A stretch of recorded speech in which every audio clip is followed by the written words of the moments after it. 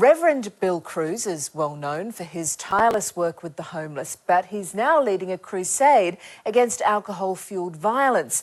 And it's all because of a secret he's kept buried for 50 years. The first thing I knew was a knock on the door. He said, "Oh, your brother's been killed." It became almost the great unspoken. It's taken half a century, but Reverend Bill Cruz can finally talk about the death of his younger brother Bob, run off a narrow country road by a couple of young drunks who were racing. They just came roaring out of the distance, and Bob was in the car in the middle, and they just blew him off the road. I was told there was so much booze in the car that when the cars impacted, there were cans of booze all over the road, rolling all over the road. The boys driving the cars were charged by police, but were eventually acquitted of his manslaughter. The Cruz family suffered, none more so than their father. He just took all the photos down off the walls, and we didn't see him for 30 years. Put everything that was of my brother away. It was just put away. His brother's early death at the hands of drunken teenagers has set Bill on a lifelong crusade to stop alcohol-related incidents, particularly the violence that now tragically seems commonplace. How many of our children have to die before somebody does something to change these laws? When the boy's mum said, "This is so wrong," were the words that were in my heart for 40 years. And I thought, I can't let that go. I have to speak out. So Bill's taking a stand. But all this alcohol-fuelled violence simply has to stop. Buoyed by the success of the Newcastle lockout laws and the King's Cross crackdown, he started by lobbying politicians for the same lockout laws to roll out right across the country. Assaults dropped an enormous percentage, and people were getting home safe. So I thought, right, that's what you do. This is the heart of Newcastle, the big success story in the ongoing campaign against drunken violence. Tonight is Wednesday night, which means one thing. Student night! Free entry and cheap drinks. I've been to customs, been on a bit of pub crawl. Have you? Yeah. 4 years in, we found most partygoers are quite happy to respect the lockout times. So I think it's like 1:30. You race to the last club you want to be in, you race to it. I'd rather than be in the clubs where everyone's secure and there's security guards to protect us. There's still some who find a way to break the rules. What have you got there? It's just water. It's just water? Yeah. You promise? You want a sip? I'll have a smell. Have a sip. It doesn't smell like water. But Nick here seems to be the exception on Newcastle streets. The statistics are impressive. Since the 1 a.m. lockout was introduced, drunken assaults are down 37%. But it's not just about the numbers. The people of Newcastle say they've never felt safer on a night out. As lockout time is upon us, there's clearly zero tolerance to troublemakers in Newcastle clubs. But those who oppose rolling out the lockout times across the nation say that drunken violence can unfold at any time, not just after 3 a.m. I hope things are getting better. I hope this is the beginning of change. Those running late-night venues say they're all feeling the changes, that patron numbers are down and their business is suffering in the hands of the lockout. But for Bill Cruz, that's a small sacrifice in the grand scheme of things. They shouldn't be in a business that creates such misery anyway. And if there's too much violence in their business, then let it die. That's pretty strong words. Well, if your brother dies, what else are you going to say? The bottom line is to stop the violence and stop people getting assaulted. It was turned off like a tap. It was really remarkable. 2 years ago, a night out looked very different. So is this the antidote for the alcohol-fuelled violence on our streets? No family should ever have to witness that. Or have they caused the Golden Mile to simply lose its sparkle? We know for a fact that the lockout laws have shut down businesses. Tonight, the controversial lockout laws. Sydney is an embarrassment on the international stage. An Indian restaurant, was a Japanese restaurant, was a cafe, was a Korean restaurant. Melbourne have tried and failed, but Brisbane are the next to adopt the laws. And with rollouts being looked at across the country, how will you be affected? Personally, I think that the lockouts have really just missed the mark. Saturday night, 11 p.m, King's Cross. A far cry from the 20,000 plus crowd that used to flock to the nightlife capital of Australia. Tyson Cove from the Keep Sydney Open campaign is showing us the latest changes in real estate. We're talking about 20 licensed premises and in the order of about 30 to 35 other businesses also. And all of those businesses represent jobs, so heaps of jobs have been lost from the nighttime economy. We're just talking about a huge loss to the economy, but also just to our city's vibrancy at the same time. It's all gone. Some of the highest profile clubs in the country have called it quits. Tyson says scores of bars and restaurants have closed or are on their last legs. Even the normally thriving kebab shop has one lone customer. Instantly, we lost quite a lot of revenue. We had to pare down on staff quite a bit. Clint O'Hanlon is the marketing and social media manager of popular night spot World Bar. Many business closures, all of the small places, convenience stores and late night food vendors and just cafes, clothing shops during the day. The outcomes were incredibly negative and unexpected. The lockout laws came into effect not long after the death of Thomas Kelly. His parents have remained staunch supporters. We have a lot of haters out there at the moment that really don't appreciate what the lockout laws have been able to do. But, the statistics are there, lives are being saved. Since their introduction, inner city hospitals have seen a significant drop in alcohol-related injuries.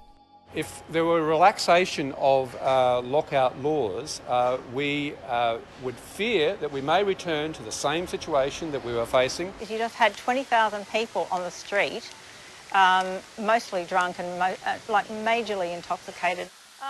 Helen Crossing is from the 2011 Residents Action Group. She says thanks to the lockouts, her suburb has turned over a new leaf. And with that, noise, safety issues, pollution, all of those things sort of disappeared.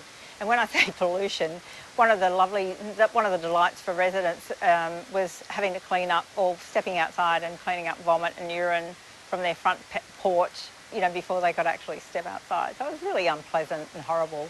Helen says the residents now feel a new sense of safety and that the laws have revitalised the more residential end of the strip, with a spate of new restaurants and small bars opening up. They've obviously got a different paradigm and different business model, and they're doing very well. So some of the business owners who have gone bust, maybe they need to rethink what they're doing. It's also had an impact on real estate. The median price of apartments in the notorious Strip and in the neighbouring Potts Point have increased by 25%.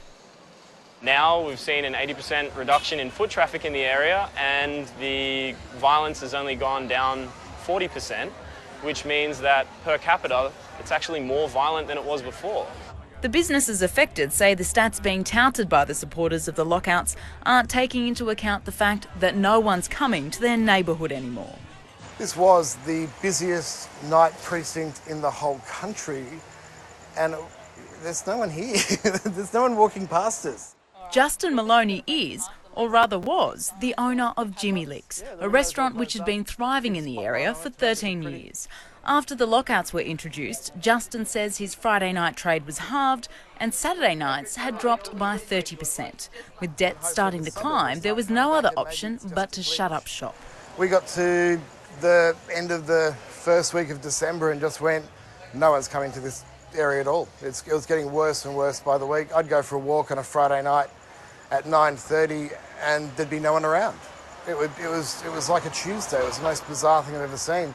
You wouldn't be the only business owner in this area. You would, I'm guessing, have mates that have shut up their shop. There's a 3-storey giant pub across the road that's gone. I used to go there when I was 18.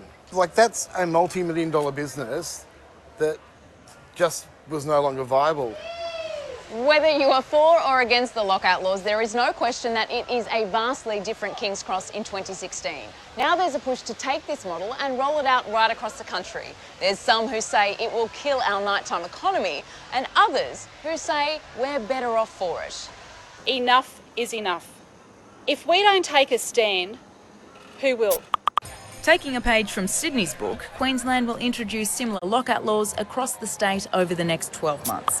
Come July this year, 2 a.m. last drinks will apply to most of the state and 3 a.m. last drinks in entertainment areas. 1 a.m. lockouts will roll out in 2017. My wife and I were sound asleep and my mobile phone rang, and of course my heart sank.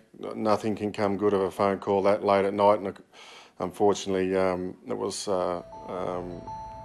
someone on the other end saying that my son had been glassed and he was at the Wesley Hospital. It's a call no parent wants to receive, and thankfully his son Hayden was okay.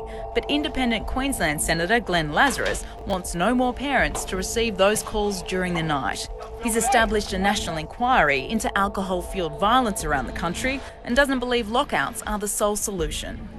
A lot of people are concentrating on that particular area, and I can't emphasise enough that this inquiry is going to look at every aspect, from transport to education, to policing, to lockout laws, to the service of alcohol. In June 2008, in pubs and clubs in Melbourne's CBD, a 2 a.m. lockout was introduced. But violence increased on the first weekend after the lockout and protests followed.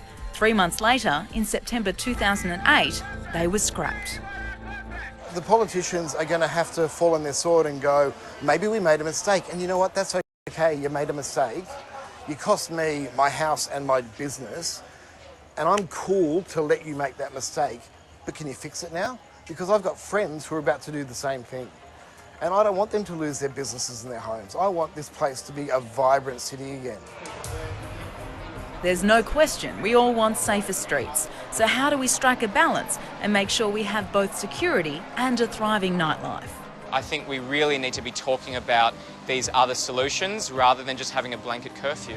I can see as a tourist that this is killing Sydney. This tourist is from Manchester, and he stopped us in the street to tell us how his city tackled their huge issues with alcohol-fuelled violence. And what they did, they actually expanded the city's licensing. So instead of locking everywhere down to create a smaller environment for people to go out in, what they actually did was they let every licence application go through the system and granted it.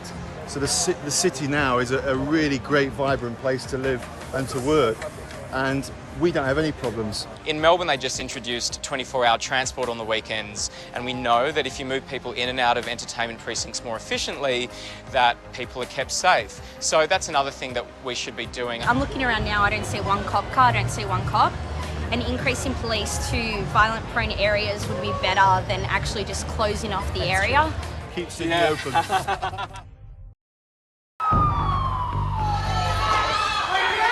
We saw a lot more drinking and a lot more trips and falls and fights. It was a weekend where personal responsibility went out the window. It was unusually busy and we saw a number of brawls in the city. And you're simply left asking, what's wrong with Sydney? This guy's lost his mind. Saturday night has now been dubbed Fight Night, with 5 hours of violent carnage. The most serious event took place at 3 a.m. in the CBD, where revellers from a fundraising gig at the Metro Theatre spilled out onto the streets. Fists began to fly and a small brawl escalated.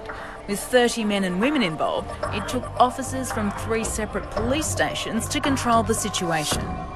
Police took strong action and we've arrested a number of people, and we will continue to try and arrest more people who are involved in that. It was the most brutal of a long list of incidents, including a number of scuffles in the CBD and the Rocks, and even a fight over a late-night curry in Randwick. I need to call the cops. He's breaking the glass.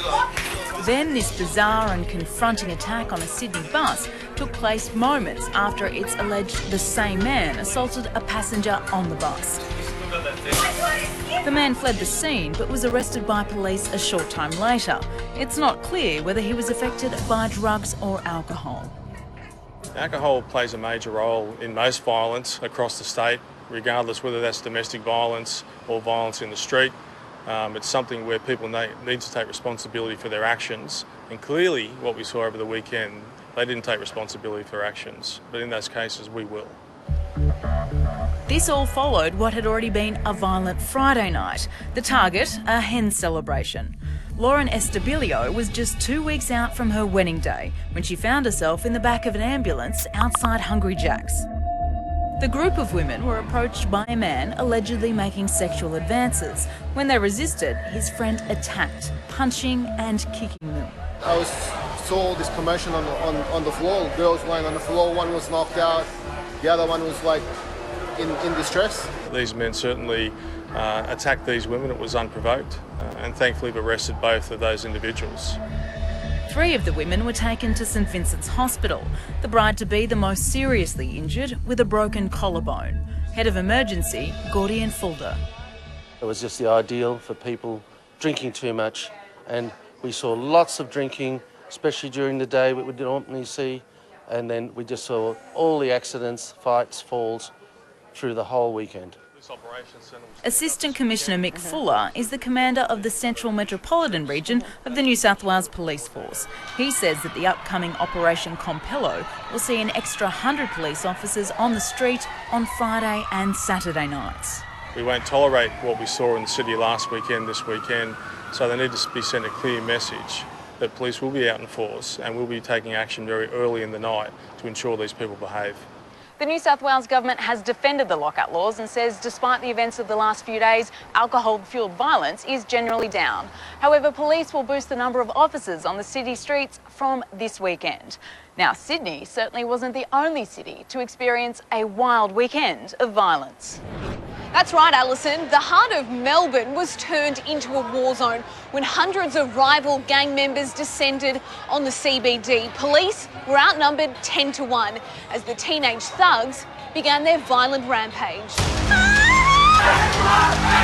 We will come and we will find you. Gutted, embarrassed, mortified, angry. Doesn't matter who you are, your circumstances, your background. If you break the law, you will feel the full force of the law. It was brutal, terrifying, and caught police completely off guard. This was a night of violence beyond belief. No one had to behave the way they did on Saturday night. They chose to. Chairs were hurled like missiles as families ran for their lives. They were punching, they were throwing chairs. Hundreds of rioting thugs charged through the city streets, taunting the public as well as police. And today, the most serious of warnings from the Premier. Rest assured that Victoria Police will have everything they need to smash these gangs. It was 8 o'clock on a busy Saturday night in Melbourne when the CBD became a battle zone. More than 150 teenagers with links to notorious suburban gangs ran riot, sprinting across car roofs. What the These idiots had nothing but violence on their minds. The city's iconic train station, the backdrop for the chaos. You must have been terrified. Yeah, definitely. We are scared. This kebab shop owner was caught up in the rampage. CCTV capturing the moment police swoop on one teenager trying to fight officers as frightened customers hide in the store. We will not rest until those who were responsible for the behaviour, for the activities on Saturday night are actually brought to justice. The violent showdown was organised via social media. Deputy Commissioner Andrew Crisp is from Victoria Police. He says a new task force has been set up to crack down on the gang violence, with detectives today seizing and sifting through hours of security vision. The footage that we have is clear, and I'd suggest that you should actually give yourself up. Don't wait for us to come knocking at your door. It's also pretty dumb, isn't it? We have the world's most sophisticated CCTV identifying every face and every person. The city's Mayor Robert Doyle echoing police sentiments. This will not define the way we use and enjoy our city. It's disgraceful. There's been so many police around.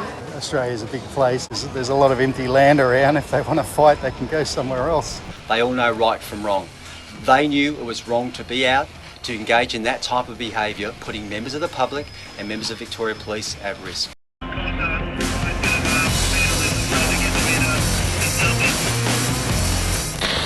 Will you be going out drinking again? Yeah, he will be. Because it won't happen again.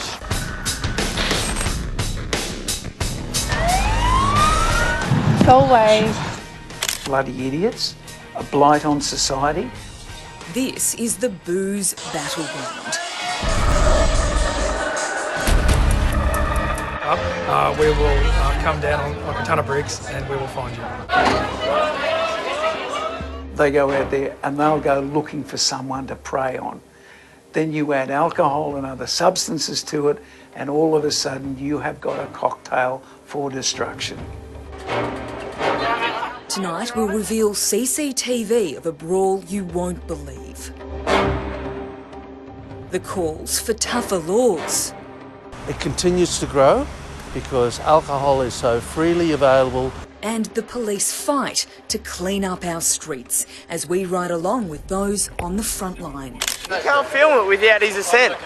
We want to be there before the fight starts so we can stop it there and then.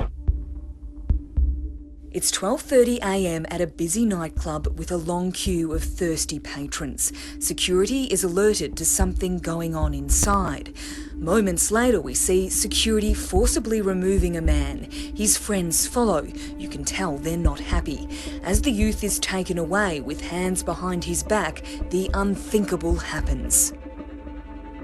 Watch as Christian Duncan comes up behind a security guard and puts him in a chokehold. The bouncers try to defuse the situation, but things are about to turn ugly. Jesse Knowles runs up and spear tackles a guard. He hits the ground hard. More come and join the fight. It's an all-out brawl. Booze-fueled punters versus the people just doing their jobs. Duncan goes in and kicks the worker while he's lying on the ground. Security is outnumbered and under attack. The crowd scatters as the police arrive in record time. Knowles is pulled from the fight and straight into an officer. He disappears off screen. Then we see him stumbling, covered in pepper spray. Meanwhile, a woman appears to arc up at another cop. She cops a spray in the face and incredibly goes back for more. Knowles is taken away from the scene in Victoria's Geelong and charged with affray and recklessly causing injury. Do you think you got too drunk that night? Are you embarrassed by your actions? How many drinks did you have that night? The aftermath played out in court, where he was handed a 200-hour unpaid community corrections order. Go away. Will you be going out drinking again? Yeah, he will be. Because it won't happen again. People take it too far and then they turn around and say, oh, I didn't mean that to happen. Paul Stanley understands how a violent moment of madness can change everything. His son Matthew was killed in a one-punch attack at a party. Your 15-year-old child is walking away waving, saying, see you later, love you. And then, you know, an hour or so later, seeing him lying on the roadway there. I mean, it never, ever goes away. Nobody expects when they have a fight with somebody that the end result is going to be somebody dying. Just imagine what police come face to face with at night spots and outside them. Well, you're about to see firsthand. The liquor licensing unit in Geelong is on the front line, and their head sergeant, Tim Bennett, has invited a current affair out on a typical Saturday night. Commonly we'll see assaults occurring outside our licensed venues or even sometimes inside them. We'll see things such as urinating in public place to criminal damage, smashing of shop windows. This guy's left the pub and taken a full glass with him. His mate appears intoxicated. But he can't film it with his assent. But he can and go away. He can't film with your assent. Sorry, a number of rules. Violent offenders are people who want to fight each other. They also want to fight our emergency services. They want to assault and intimidate our ambulance officers. They cause problems later on at the hospital. It just turns unbelievably ugly. Professor Gordian Fulda from the Australasian College for Emergency Medicine has seen it all during his time in the ED. People who have permanent brain damage, permanent physical disability because of just drinking too much and making a dumb decision. Booze-fuelled violence is the biggest preventable cause of emergency trips. On a big day at a busy hospital, up to 1 in 4 visits are alcohol-related, and it's not just those who drink to excess. When you have entertainment precincts, that very quickly gets out of hand because the brawl is like an infection. It sort of spreads out and people who nearly had nothing to do with it get caught up with it, innocent people, and before you know it, you have a really horrible scene where there's so much fighting going on, people being stomped on. So often the bloodshed is captured on CCTV, but it doesn't deter these thugs. Just watch as this man, ejected from a nightclub, returns to stab a bouncer in Melbourne. Then there's this disturbing vision of the moment a Brisbane police officer's allegedly struck with a metal chair while trying to make an arrest. Or this frightening fight, shirts off and fists out. A group of around 30 go at it in Sydney's CBD. One of the controversial ideas to curb booze-fuelled attacks is putting in lockout laws. Founder of Enough is Enough, Ken Marslew, is all for it. Young guys get out trying to flex their muscles. This is about the community accepting responsibility for some of the idiots we have in it. Melbourne had the laws but dropped them. In Sydney's CBD, they're in force. Patrons aren't let into venues after 1:30am and no booze is served after 3am.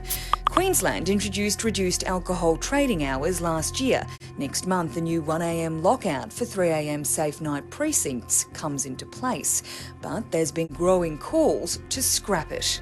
Maybe there's a better way of doing it. Maybe we've learned about cards, identity cards, where people that have played up in town can be refused entry into another venue. Those sorts of things, alternatives to what's there.